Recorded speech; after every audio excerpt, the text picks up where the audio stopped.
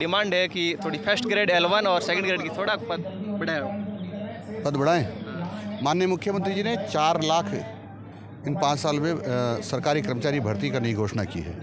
निश्चित रूप से 1 लाख से ऊपर सभी शिक्षकों की भर्ती होगी। रामचंद्र भगवान की, बोलो जम्बेश्वर महाराज की, बोलो रामदेव जी महाराज की। पूर्णिया में आदर्श विद्या मंदिर के इस विशाल भवन के शिलान्यास समारोह में यहाँ विराजित पूज्य संतगण, विद्या भारती के हमारे संगठन मंत्री भाई साहब शिव प्रसाद जी, हमारे पूर्व केंद्रीय मंत्री श्रीमान कैलाश जी और राष्ट्रीय संघ के पदाधिकारी गण, उपस्थित भाइयों और बहनों और मित्रों, माननीय विधायक महोदय आदूराम जी और बच गए हों उनके लिए सम्मानित मंच, मैं आप सबको पूर्णिया में आदर्श विद्या मंदिर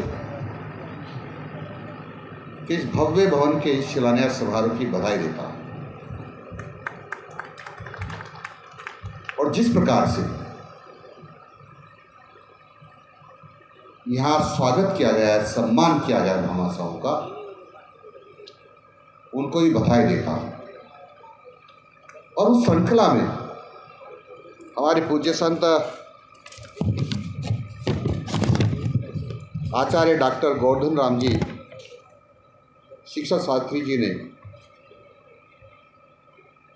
मुझे आदेशित किया है कि उनकी तरफ से 1 लाख रुपए इस यज्ञ में देने की घोषणा करूं। मैं इनकी तरफ से घोषणा कर रहा हूं कि 1 लाख रुपए इस आदर्श विद्या मंदिर के लिए आप देंगे। ये एक महायज्ञ है कि हम शिक्षा को सुसंस्कारित शिक्षा कैसे कर सकते हैं। शिक्षा बहुत आवश्यक है, लेकिन इससे भी ज्यादा सुसंस्कारित शिक्षा आवश्यक है। मैंने सुना है बड़े लोगों से कि संस्कार युक्त शिक्षा हमको देवत्व की ओर ले जाती है और संस्कार विहीन शिक्षा हमको पशुत्व की ओर ले जाती है। और आज की इस बात करूं मैं आदर्श विद्या मंदिरों की, तो यहाँ जब से स्थापना हुई है तब से ही संस्कारों से ओतप्रोत शिक्षा दी जा रही है। इससे अच्छे नागरिक बनते हैं जिनमें राष्ट्र के प्रति श्रद्धा का अभाव होता है, समाज के प्रति श्रद्धा का भाव होता है और एक दूसरे के प्रति सम्मान का भाव होता है। और इससे निकलने वाले विद्यार्थी श्रेष्ठ विद्यार्थी होते हैं। इसलिए मैं आदर्श विद्या मंदिर और विद्या भारती को बधाई देना चाहता हूँ। मित्रों,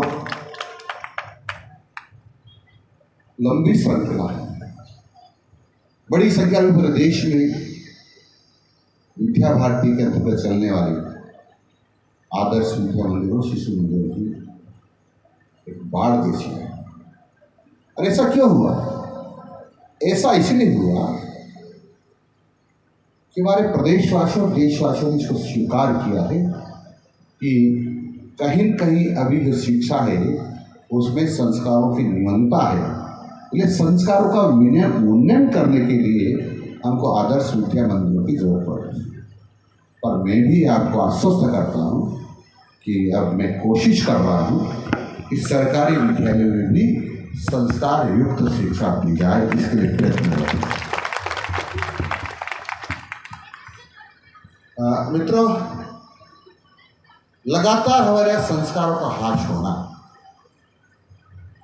हमारी शिक्षा प्रणाली की भी कमी हो सकती है।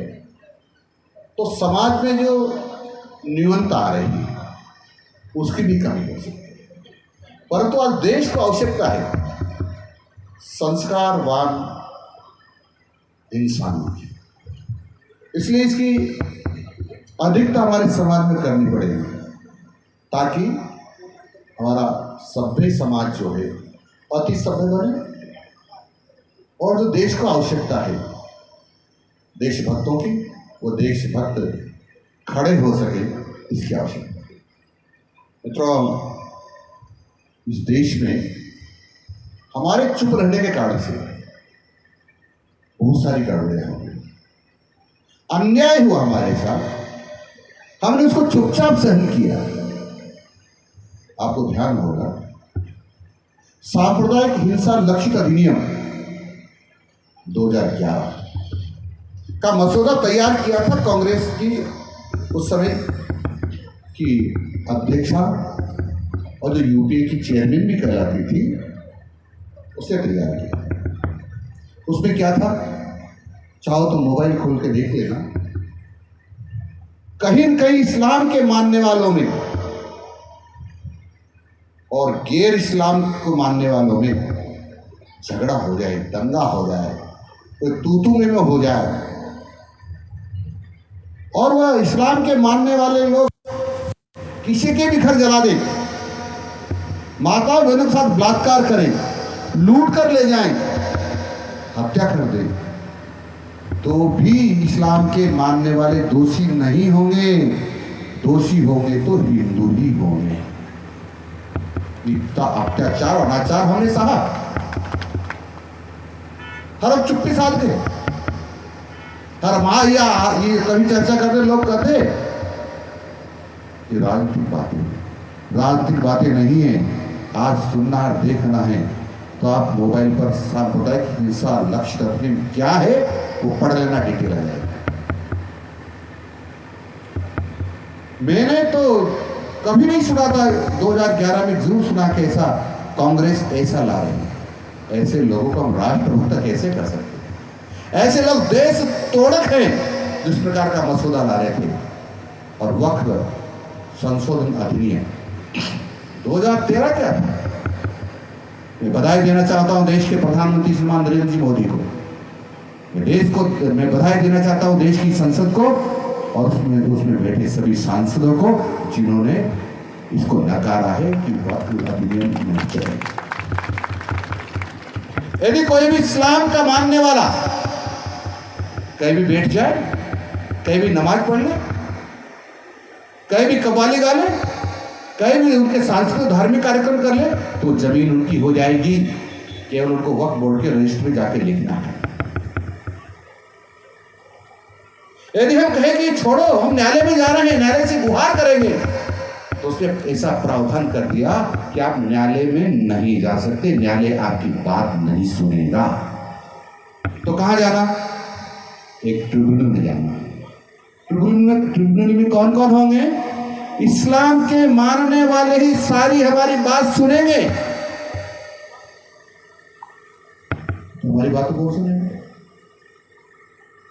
क्यों सुनेगा? नहीं सुनेगा। इतने बंधन। और इसलिए मैंने सुना है, कितना सच होगा, लेकिन 25,000 मंदिरों पर भी दावा ठोका हुआ है वक्फ ने कि हमारे हैं, क्योंकि हमने यहाँ कभी नमाज पढ़ी थी, कभी कार्यक्रम किया था, कभी चोरी छुपे हमने नमाज पढ़ी थी। इसलिए ऐसा अन्याय हम सहन कर गए, वर्षों तक चुप्पी साधे रहे, हम बोले नहीं। और ऐसे अधिनियम में संशोधन करने वाले लोग जनता के वोट पाते रहे, हमारे पर शासन करते रहे। वक्फ बोर्ड में ऐसे ही कई प्रावधान थे, कुछ संशोधन किए थे, वर्षों से चल रहा है। और कुछ लोग कहते हैं, जो अपने आप को ये कहते हैं, मैं ब्राह्मण पैदा हुआ हूं, मैं जाट पैदा हूं, मैं खटीक पैदा हूं, मैं राजपूत पैदा हुआ हूं, मैं हरिजन पैदा हुआ हूं, वह कहते इनका अधिकार छीन रहे हो। कौन है वो अधिकार की करने वाला? मित्रों, वो है जिसकी श्रद्धा इस देश में नहीं है।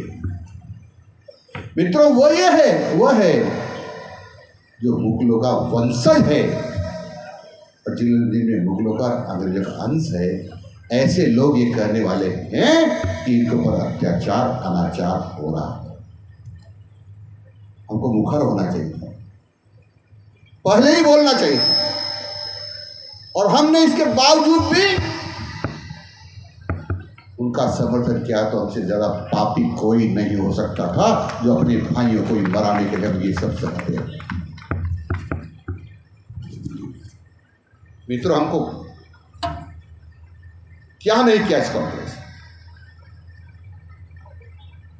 हमको पढ़ाया गया अकबर महान है, महाराणा प्रताप साधारण योद्धा है।